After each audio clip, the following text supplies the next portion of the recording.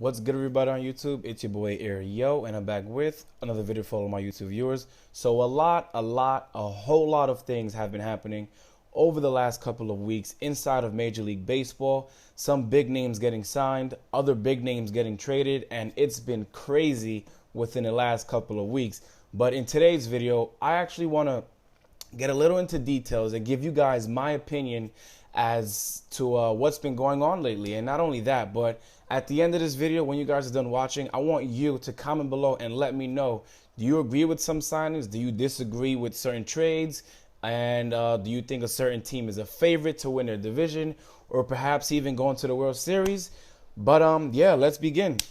First and foremost, I want to start off with the Boston Red Sox. And as we all know, the Boston Red Sox did what they were supposed to do. This is, when I found this out, I was like, congratulations, Boston. You did exactly what we were supposed to do. They signed David Price. As we all know, David Price is arguably one of the best pitchers in all of baseball. He's proven that, with the Rays. He's proven that with the Detroit Tigers. He also proved it during the second half of this past season when he pitched for the Toronto Blue Jays. So, without a doubt, Boston did what they were supposed to do by signing David Price. I respect that move. Not only that, but the Red Sox also acquired Craig Kimbrel via a trade with the Atlanta Braves. That move is good as well. I mean, you got one of the top pitchers, starting pitchers in all of baseball, and you get one of the top closing pitchers in all of baseball. It's a win-win situation. Now, do I think the Boston Red Sox are favorites to win the AL East Division? I wouldn't jump into that conclusion just yet. I mean, it's still very early. I feel like the Boston Red Sox are going to need some pretty good seasons from Dustin Pedroia, another solid season from David Ortiz, and they're going to need their young guys to play good again. But are they a better ball club, with these two signings? Yeah, of course. I mean, as I said, they got what they needed. So let's see what they do in the 2016 season. Next team I want to discuss with you guys is the Detroit Tigers. The Detroit Tigers ended up signing pitcher Jordan Zimmermann. He was a starting pitcher for the Washington Nationals for the last few years. And they also acquired Francisco Rodriguez via trade.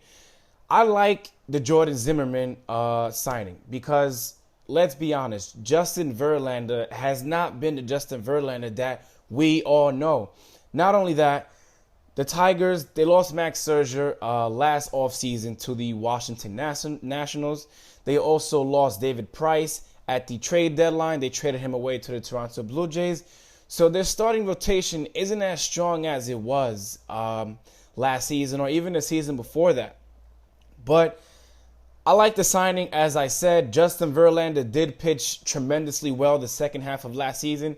But I don't think the Detroit Tigers are favorites to win the AL Central or even make the playoffs because I think the Detroit Tigers are going to need everything to go perfect. And when I say that, I mean they need Verlander to be healthy. They need Zimmermann to do what he's been doing over the last couple of seasons. They need Miguel Cabrera to be healthy. They need, Victor Martinez to be healthy. They need another solid season from J.D. Martinez, and I think that's too much to ask for. Is it impossible? No. I mean, these guys have shown that they could put up numbers and, do what they can for their ball club, but I don't think the Detroit Tigers are favorites to win the AL Central. Would I be surprised? No, because they do have a solid team on paper. The only thing is they have to go out and execute, but let's see what happens. Next team is the Chicago Cubs, the team that I was waiting to talk about. They signed John Lackey, a.k.a. they stole him away from the St. Louis Cardinals. They got Ben Zobrist, and they also signed Jason Hayward, a.k.a. they stole him away from the St. Louis Cardinals, along with John Lackey.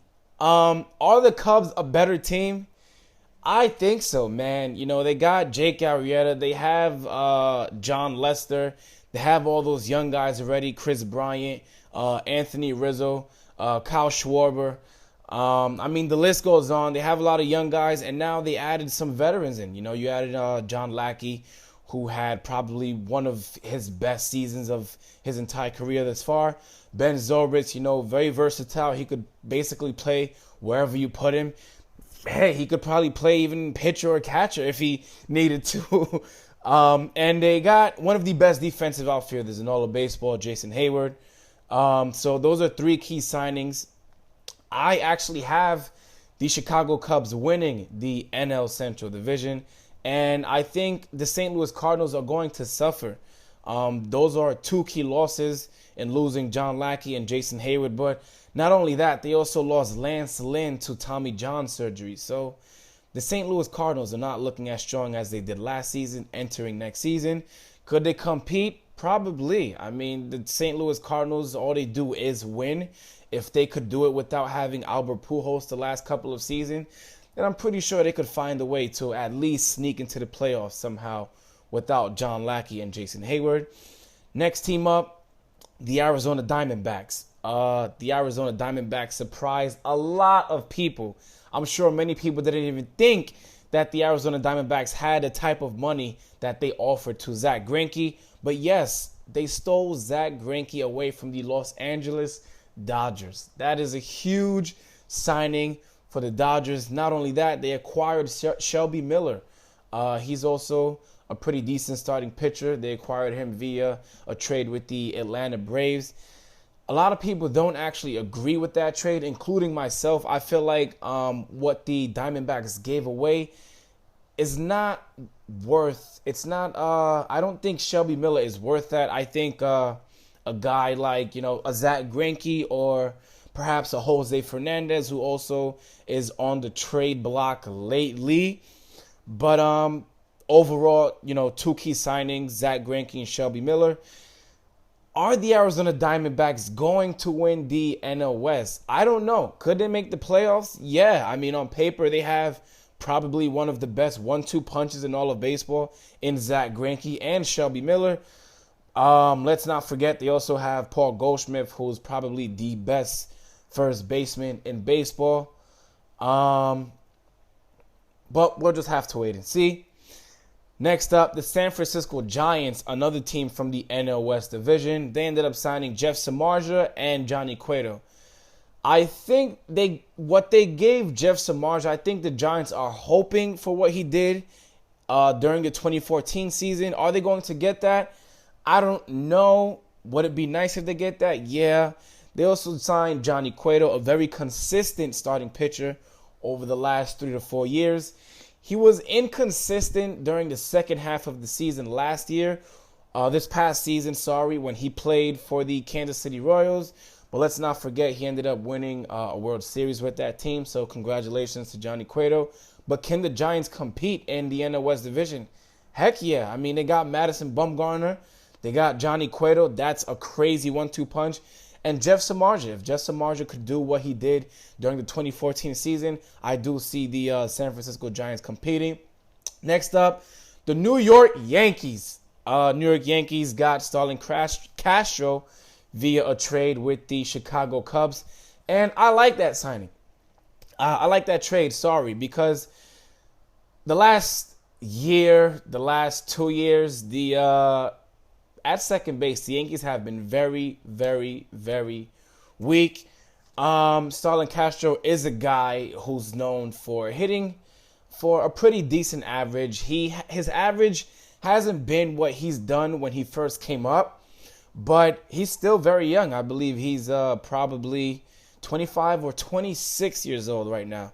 Still pretty young, so he could still go back to having a 300 batting average.